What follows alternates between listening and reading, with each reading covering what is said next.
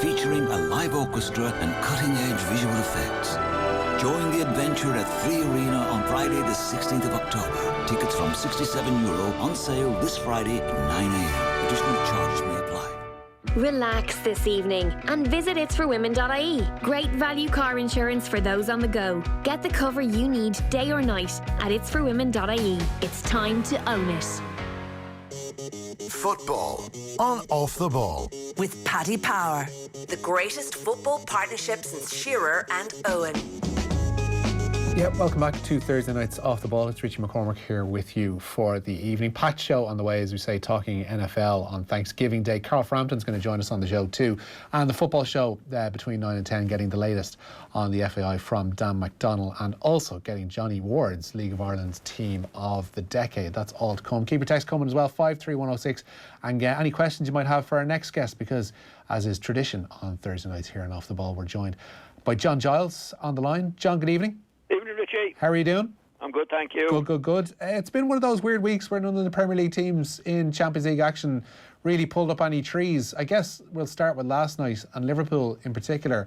Napoli not going well at all in Serie A. I think they're, down in 7th. There's been problems off the pitch for them between the manager and the owner and all that kind of stuff.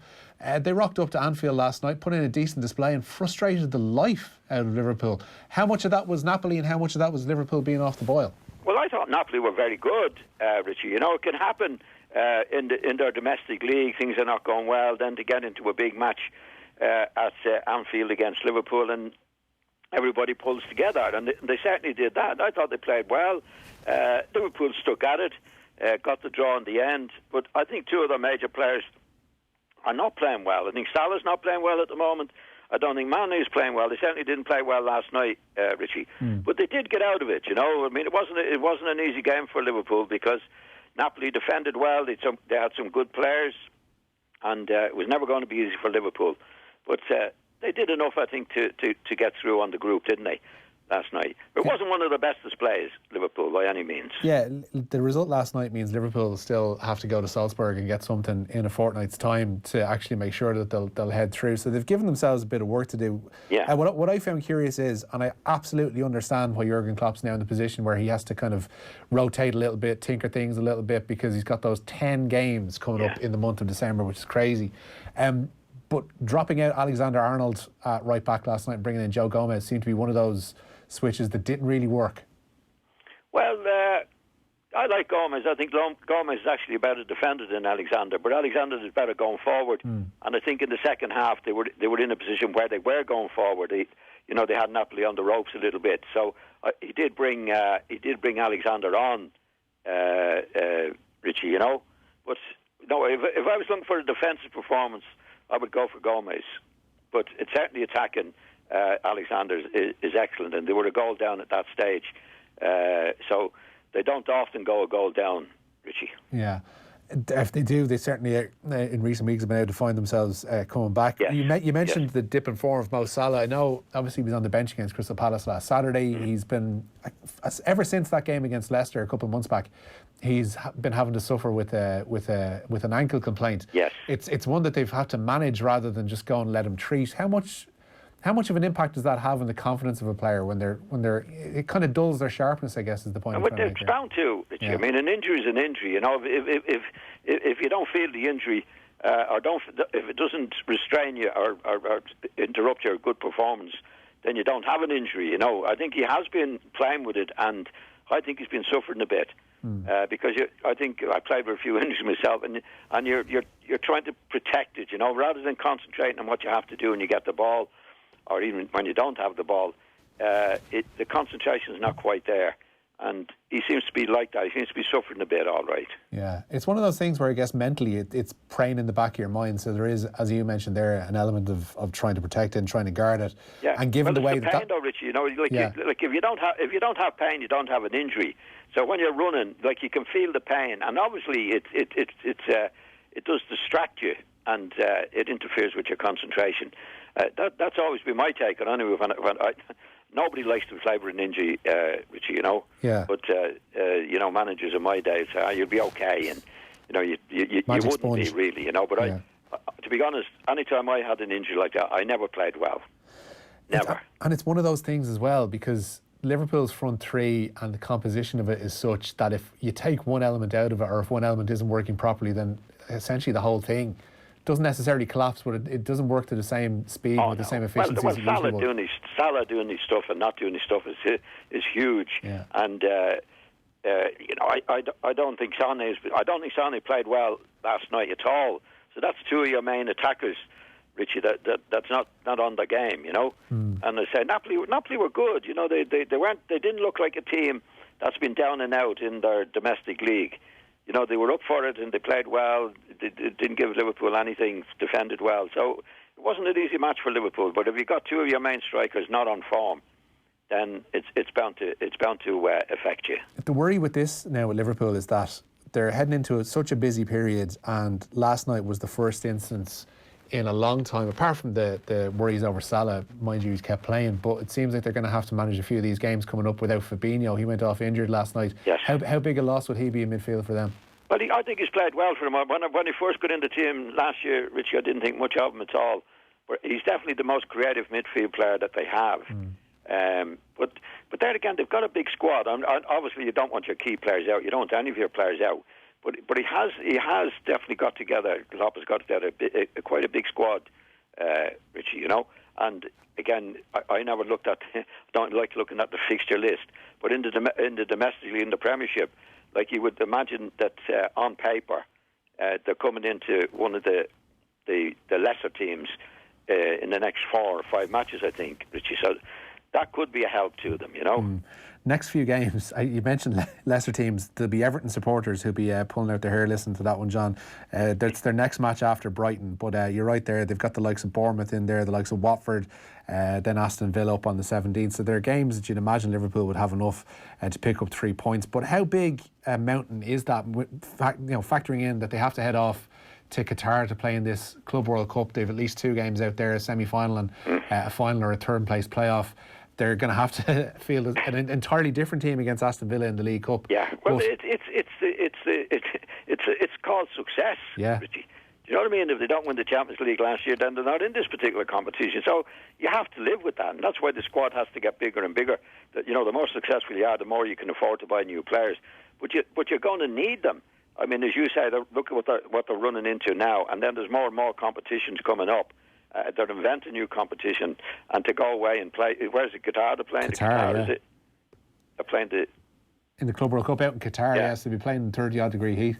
Yeah, do you know what I mean? But there again, if you don't win the Champions League, you don't get these matches, Richie, and you don't get the revenue from them. You know, and if you get the revenue win, obviously you can buy better players. So it's a double-edged sword.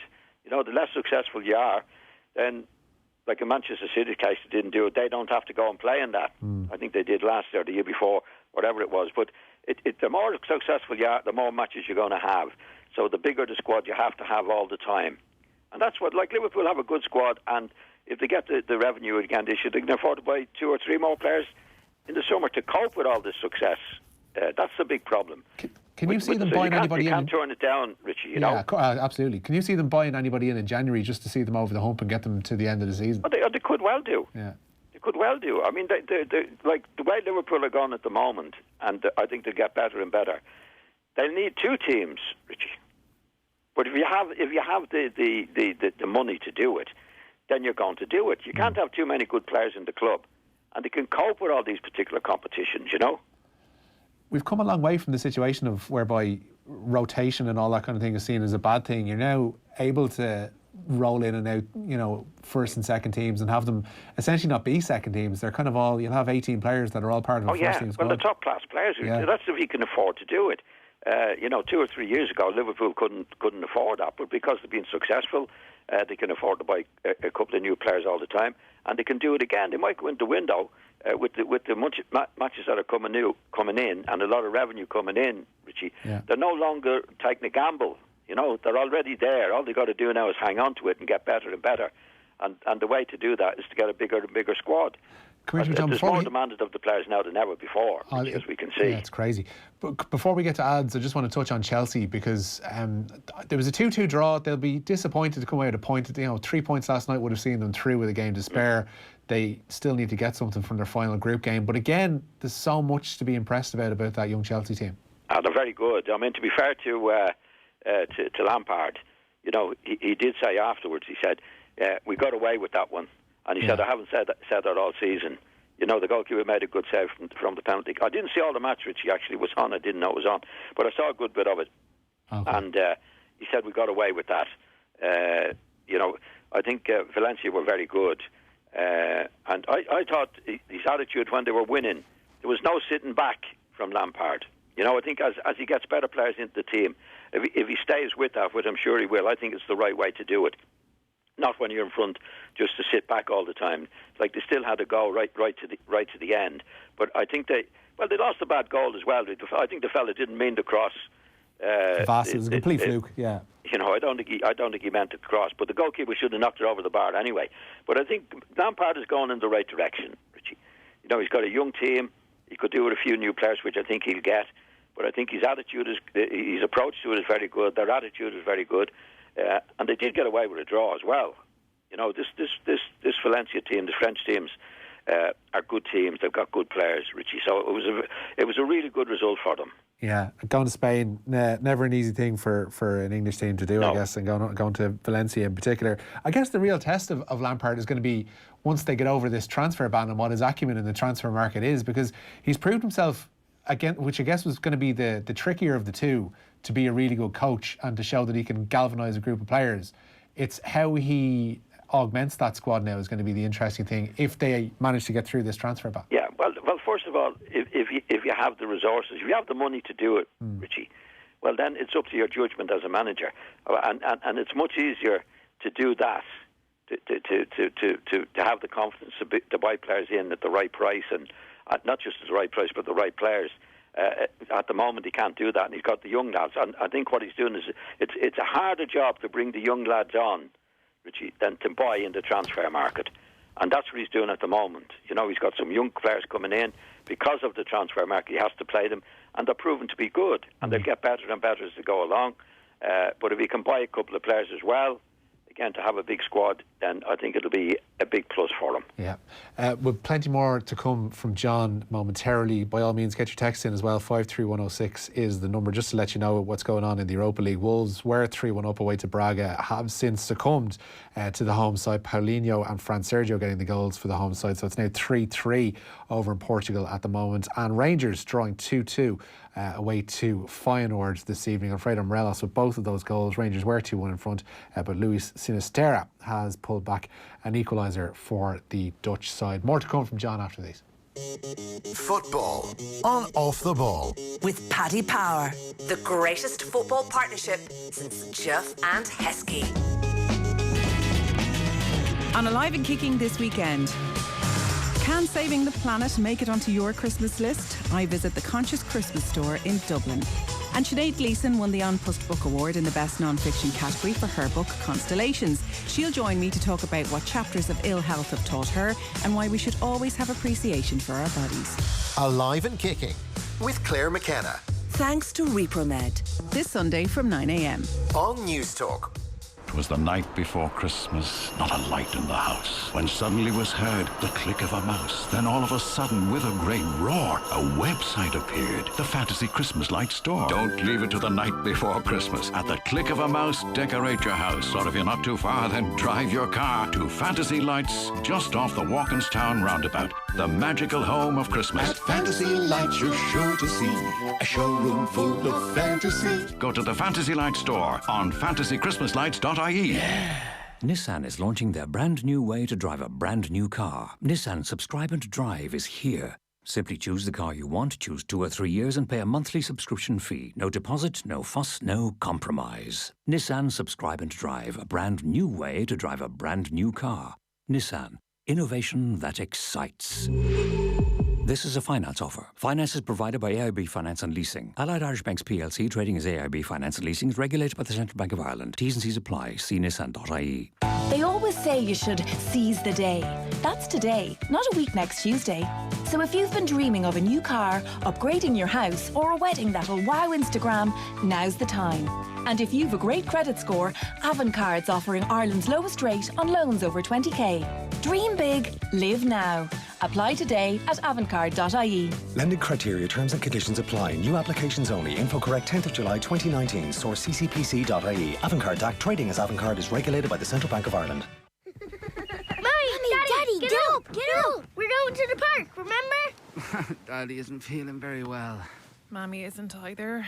Not again. Why don't you go watch some cartoons? We'll be down in a minute. Okay. God, it was great crack, but it's so not worth it. Yeah. Definitely drinking less next time. Alcohol can affect your mood and your energy levels. Drink less and you'll have more time to spend with those you love. Find out more at askaboutalcohol.ie from the HSE. Are we there yet? Are we there yet? Are we there? Have patience, go. I'm so excited, Camel. Do our new families know that we're coming for Christmas? Yes, they've been preparing to meet us for months. Really, Cow? Yes, Boher has told them how we will produce milk and cheese, help on the farm, and pass on our young to help other needy families. One question. Are we there yet? Are we there yet? Darren Garrahy here, asking you to support Boher this Christmas. I've seen firsthand the difference a Boher gift can make. Please donate. Call 1850 829999 or visit boher.ie. Thank you. Discover the magical home of Christmas at fantasychristmaslights.ie or at our stores in Churchtown and Walkinstown. Football on Off the Ball. With Paddy Power, the greatest football partnership since Shearer and Owen. Full time in Rangers game. It is finished up 2-2 over in the Kuip Stadium with Alfredo Morelos getting both of those goals for Rangers tonight. Still playing in Portugal into the final of 4 minutes of added time. It is Braga down to 10 men, 3, Wolves 3 at the moment. We will keep you abreast of everything in the Europa League tonight. Champions League is what we're concentrating on tonight with John Giles. It was an interesting first European game for Jose Mourinho in charge of Tottenham the other night, John. They found themselves 2-0 down at home to Olympiacos. Jose Mourinho, as is his way, has been since as far back as we can remember, is fond of making first half substitution. Eric Dyer was the man to fall by the wayside, and Christian Eriksen came on, and lo and behold, Spurs ended up winning the game 4-2. What did you make of Jose's first week in charge of Spurs? Yeah, well, he did that, but you'd have to ask, why wasn't Eriksen starting the match, Richie? You know, I look the other way when it comes to tactics like that. But anyway, no, it was a good start for him, Richie. You know, he got a good win at West Ham, and in the end, Spurs played very well to win the match, and they won comfortably in the end. Yeah, it seems to be a newer, improved, well, this is what he wants to put across, humble, cuddlier, nicer Jose Mourinho. Are you buying it? Well, he got a good start and he got a good win the other night, and I think when he's winning, like lots of people, he's okay. I think when it goes against him, like it did at Manchester United, then he hits out, Richie. You know, I think he always has to take the credit when things are going well, but in my opinion, he doesn't take the criticism very well when it goes against him, and he's inclined to hit out. Now, obviously, he's won the first 2 matches, so he doesn't have to hit out, but he certainly, in the paper, seems to be a much softer individual. I think he's trying to say that himself, Richie. Yeah. But there again, like what he said to Dele Alli last week, it was a bit insulting when he said, "Is you or your brother that's going to turn out for me?" You know. That's one of those things I wanted to put to you, because he said to him, "Are you Dele Alli's brother?" And he goes, "No." Yeah. Well, he goes, "I want to see you being back to your best." That's something that can work two ways. A player can take that really badly and almost retreat back into a shell. But I think the moment that Mourinho caught him at, it was one of these things that was going to give him a boot up the arse and in the right way, and it seems to have worked. Well, I'd say it did. You see, it can be a very complex situation when you've got Pochettino there for 4 or 5 years, and he got on very well with Dele Alli. Dele Alli said that the next day in the paper. He was very, very good to him, and I think Pochettino had to work that way because he wasn't getting new players in, so he was working with affection, Richie, you know, and I've heard with managers often say, I'd rather I'd rather be a tough guy and have the respect of the players than to be loved by the players. And it might well have got to the stage with Spurs that, Dele Alli, I think they loved Pochettino, but maybe weren't as scared of him as they might have been. When you hear a story like Harry Kane spent 2 hours at Mauricio Pochettino's house and essentially a kind of a goodbye form. I guess that probably tells you the level of relationship that he had with the team. Yes.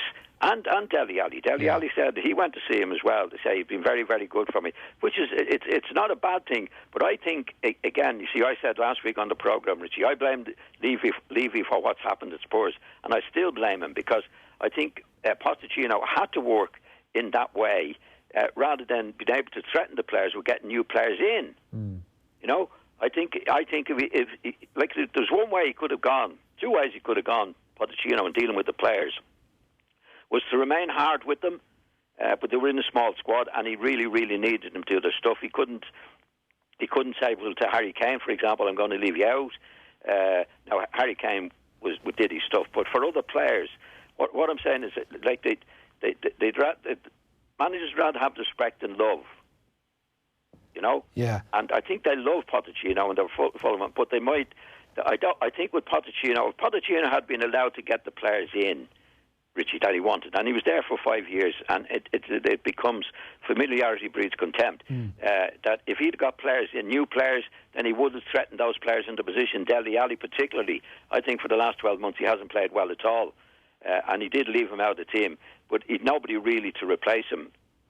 Put him in, you know. Yeah, one of the things we touched on last week when we mentioned about this is going to be one of the things that's going to be interesting to watch unfold while Mourinho is in charge of the club, because it's widely reported that obviously Eriksen and Vertonghen, Alderweireld wanted to go and in the summer, and Pochettino was happy to get rid of them. He was happy to say, listen, you're clearly going to be no use here if you don't want to be here, and he was forced to keep them, and that being forced to stay has bred, well, at least when Pochettino was there. But can I just interrupt you there? That wasn't Pochettino's fault. Oh, I know that. No, sorry. It was Danny Levy forced him on him. Yeah. And he had to deal with those players. Yeah. You know what I mean? He had to deal with Dele Alli not playing very well. So instead of being the hard man, he had to be the soft man all the time. And that is taken for granted.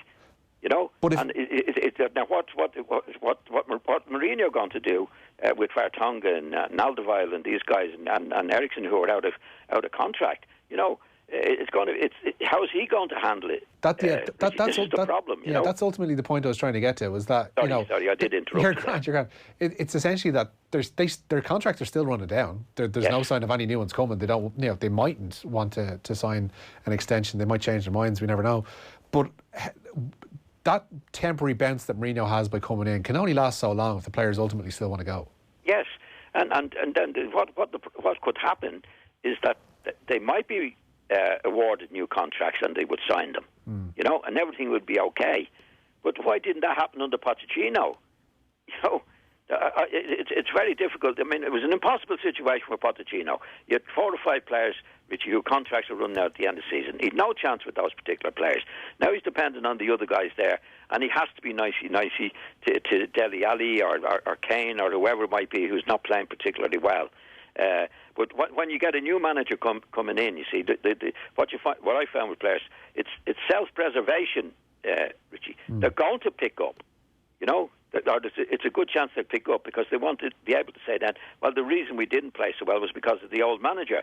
Now we've got a new guy in, but these guys, Mourinho could be in a difficult situation because the reason that these players haven't really done their stuff is because of the spirit in the club, is because the clubs and the Levy didn't come to terms with them. So it spoils the team spirit in that. I think it's okay for Mourinho to come in now. Obviously, they're going to pick up. It depends now in the next 3, 4, 5, 6, 7 weeks, Richie, whether Mourinho can get these players on side who seem to be determined to go. Yeah, that's going to be his problem. Or Levy has to do about face or about turn and give them new contracts, which he didn't do under Pochettino. Before we go, John, Manchester City seem an interesting case at the minute. 1-1 draw with Shakhtar Donetsk on Tuesday night. They seem to be underperforming. They seem to be at about 75-80% of where they should be and where they definitely were this time last year. Definitely, Richie. I was very disappointed with them the other night. I mean, one of the great things they had when they didn't have the ball was to really hound the opposition down and get the ball back. They didn't do that. They were very lackadaisical, and obviously they're losing 50%. If they don't do what they used to do, which is hounding the opposition, they're down 50% in their performance. And I think one of the big problems he has there is Bruyne. Bruyne hasn't done his stuff for the last 18 months, Richie. And I was amazed. I thought he had a nightmare the other night. He's temperamental. He's not doing his stuff. And people keep talking about him that I see in the game of the player he was 2 years ago. He's not the player he was 2 years ago. He's temperamental. He's throwing his arms up. He's not doing his stuff.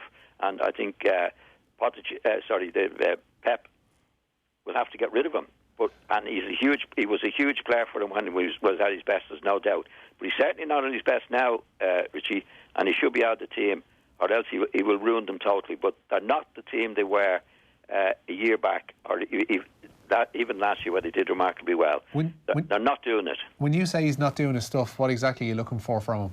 Well, hounding the opposition down, getting on the ball and using the ball and using it well. He seems to be distracted. If he gives a bad ball, he's blaming his fellow players on it. He's just not doing his stuff, Richie. Yeah. And that's a bad influence. He was one of the main players, and he should be one of the main players now. I think Pep has got to get him out. He's not the player he was 2 years ago, and I see a lot of the critics, even on the match man the other day, gave him man of the match. He was terrible. He's not doing his stuff, and he was a big player for them. Would you go so far as to get rid of him, John? Through the team. Would you go so far as to sell him? I would. I'd get him out now. Really? Yes. Okay. He's not the player he was 2 years ago, Richie. He's not doing it, and he's temperamental. He's behaving like a spoiled brat, and that goes through the team. I'd get him out now. We talked about familiarity breeding contempt with Pochettino at Spurs. Is there a sense that might be creeping in with Guardiola at City? Well, it could well be. You know, like what was great about City was obviously how they played the ball, but mostly how they didn't have the ball, because they were never secure at the back. But the front players and the midfield players harassed the opposition so much that you couldn't get at them. That's not happening now. So that has definitely, what I've seen the last 2, 3, 4 matches, has gone out of the team. And if that goes out of the team, Richie, it's at least 50% of what made him successful. Yeah, it could be an interesting trip for them on Saturday lunchtime away to Newcastle. John, we'll leave it there. Thanks so much for your time as always. Thanks, Richie. Cheers, John. There's John Giles. Just to let you know, full time in Portugal tonight, and Wolves have drawn 3-3 away to Braga, having been 3-1 up in that particular game. Now, in a couple of weeks, we'll be in Galway for the latest Off the Ball Roadshow in association with Heineken Rugby Club on Wednesday, the 11th of December. We're going to be at the Galmont Hotel with Brian O'Driscoll, 2003 World Cup winner Will Greenwood, Ireland's new attack coach Mike Catt, Connacht's Andy Friend, Tiernan O'Halloran, and Galway legend himself. It's only proper that we invite him along too, the one and only Cyril Farrell. Tickets are going fast, so to get yours right now, head over to offtheball.com/events. So thanks to Heineken Rugby Club. Visit drinkaware.ie, and remember, this is an over-18s gig. Still to come, the football show, obviously. Dan McDonnell on the latest goings on with the FAI. We'll be getting Johnny Ward's team of the decade from the League of Ireland. And next, we will hear about the tradition of Thanksgiving football in the US. Join the conversation on Facebook and Twitter. Love you. Don't miss our fantastic Black Friday offers with 20% off all stock items in-store and online at Home Focus in Hickeys. Offer ends this Sunday. This Irish success story is brought to you by Guaranteed Irish. Home to Sean O'Casey and W.B. Yates, Mountjoy Square is also home to DID Electrical's first store since 1968. Now employing 350 people in 23 stores nationwide and online at did.ie. DID continues to deliver, install and demonstrate